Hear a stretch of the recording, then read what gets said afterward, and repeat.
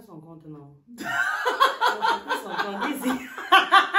Chaque fois, chaque sortie, si je vais m'acheter le pain en route, tu vois, moi je trouve que c'est un tue l'amour. Ouais. On ne le dit peut-être pas assez, mais les finances, avant d'en arriver aux finances, il faut d'abord questionner l'amour que vous avez l'un envers l'autre. Parce qu'en fin de compte, ça reste et c'est d'abord un mariage. C'est d'abord un couple qui est censé s'aimer. Parce que si vous ne vous aimez pas, les finances, ça va être un gros problème. Compte commun ou séparé. Est-ce qu'un couple marié devrait avoir un même compte ou alors chacun son compte? Bonjour, bienvenue sur notre page. Moi, c'est Alexandra. Si tu arrives ici nouvellement, n'hésite pas à t'abonner, activer la cloche de notification, surtout pour toujours être informé de toutes nos vidéos. Sur notre page, on parle des couples mariés, en couple, mais plus sensiblement les couples mariés et avec les finances. Monsieur Chomba. Bienvenue, soyez la bienvenue chez nous, chez vous. Ici, c'est chez les Chomba. Sentez-vous à l'aise, hein? Ce n'est pas... Sentez-vous chez vous. Sentez-vous chez vous. On est à la maison. Tout à fait. On s'installe et on essaye de voir comment on va mieux communiquer. Tout à fait. Moi, c'est Steve, comme elle a dit. Alexandra, c'est mon épouse. Et c'est avec plaisir que sur cette chaîne, on partage tout ce qu'il y a dans le mariage. Recto verso. Oui, tel que c'est. On n'a pas de frein. Tout à fait. On parle de tout. Et surtout des finances. Surtout des finances, parce qu'il est question pour nous de s'émanciper dans ses finances, de grandir financièrement et d'atteindre une santé financière de fait. Pas seulement grandir, mais grandir en couple. Très important. Ok, aujourd'hui, il est question pour nous de parler de est-ce qu'il est bon, quels sont les pour, le contre.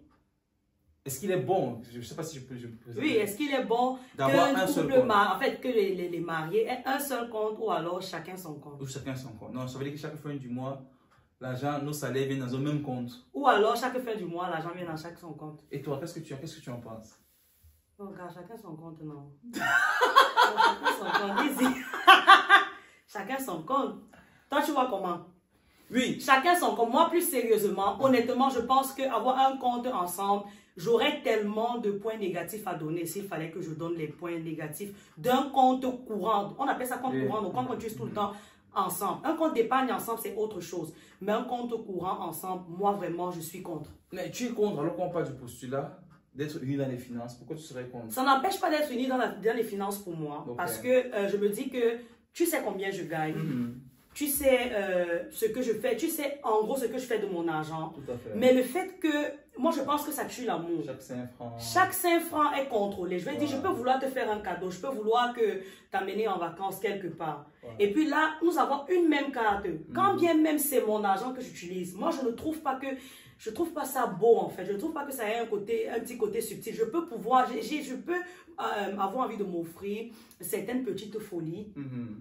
Que je peux me permettre en fait dans mon petit argent que j'ai, que tu ne comprendras peut-être pas. Je peux, en fait pour moi, je pense que le compte commun courant, c'est compliqué. C'est compliqué. Non, moi également je suis d'avis, c'est vrai que je te titille un peu, je suis d'avis. Je pense que, moi je suis d'avis qu'il faut avoir cette liberté, tu vois. Oui. Cette liberté de venir t'unir avec ton époux ou ton épouse par rapport à tes finances.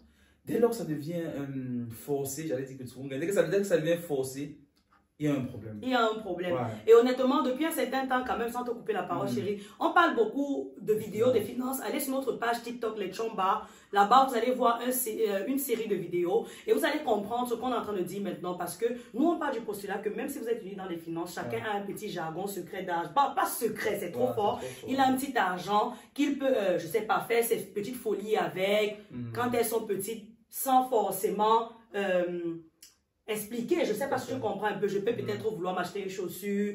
Ça entre toujours dans notre jargon financier. Je n'ai pas besoin de me dire que je me suis prise une chaussure.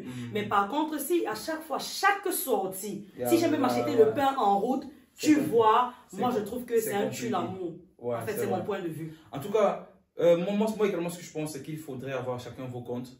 Et maintenant, c'est quand vous avez chacun votre argent, vous décidez, et ce volontairement, de vous unir. Parce que s'unir aussi, c'est une preuve d'amour. Parce que ce qui est bien avec s'unir, c'est que vous êtes obligé de faire un effort chaque fois.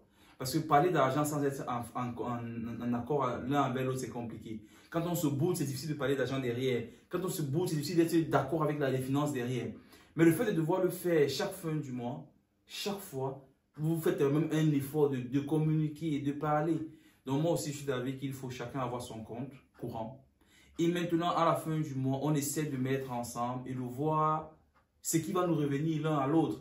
Et maintenant, ce qui va nous revenir comme agent de poche personnel reste dans son compte au courant. Effectivement. Et là, tu peux utiliser comme bon te semble. Tu peux, parce que je peux par exemple m'acheter, peut-être tu peux t'acheter une chaussure lundi, tu achètes une autre chaussure mardi. Oui. Et vu que c'est dans l'argent de poche. Ça rentre toujours dans mon argent de poche et ça ne fait du mal à personne. Mais quand tu vois les transactions dans le compte, tu te dis, mais c'est comme si je dépense trop. Alors que c'est ton argent de poche. Alors, parce qu'en fait, tu n'as pas une vue véritable sur l'argent. Il y a juste de l'argent dans le compte. Tu sais que c'est votre argent à deux. Tu ne contrôles même pas toi véritablement quel est ton reste et quel est le reste de l'autre. Et il y a toujours beaucoup de jugements. Moi, je pense que ça apporte beaucoup de problèmes et l'autre se sent trop surveillé et contrôlé. Tout à fait. Et on ne le dit peut-être pas assez. Mais les finances, avant d'en arriver aux finances, il faut d'abord questionner l'amour que vous avez l'un envers l'autre. Parce qu'en fin de compte, ça reste et c'est d'abord un mariage.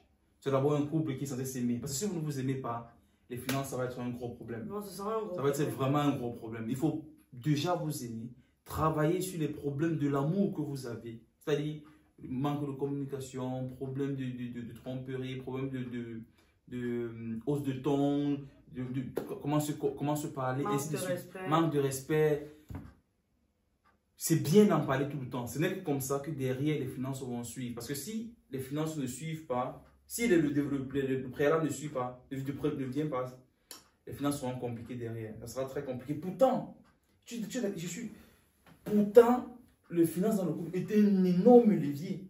Mais qu'est-ce qui explique que les gens ne savent ça? C'est tellement une barrière de ce... Parce que beaucoup de facteurs entrent en jeu, beaucoup de facteurs, on ne le dira jamais assez. Ouais.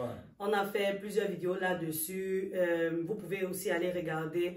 C'est un facteur qui n'est pas seulement influencé par la personne qui est dans le couple, parfois les parents, la famille, d'où est-ce que je viens, peut-être on compte sur moi, je dois réaliser certaines choses dans ma famille, sans toutefois que mon conjoint ne comprenne. Peut-être tu te mets en couple avec quelqu'un que lui, il est dernier né, personne n'attend rien de lui, et toi tu es l'aîné, tu as beaucoup de responsabilités, il faille peut-être que tu envoies toujours une grande partie de ton argent pour pouvoir soutenir ta famille. Peut-être tu viens d'une famille modeste et tout ça, et parfois chacun préfère garder ça pour lui, pas forcément en parler. C'est pourquoi il faut commencer à avoir une communication véritable, parler de ses peurs et de ses craintes, et ne pas être égoïste et comprendre que l'autre a une autre manière de penser que nous. Exactement. Et ce n'est que dans ces différents-là qu'on essaie de voir comment avancer ensemble. Quoi. En tout cas, c'est juste peut-être pour vous dire qu'il y aura une série de vidéos, nous parlerons de plein de choses. Et avec l'aide d'autres couples aussi qui partageront à ce moment leur expérience. On va ensemble construire une communauté de fer, de personnes qui vivent et pas qui survivent le mariage, qui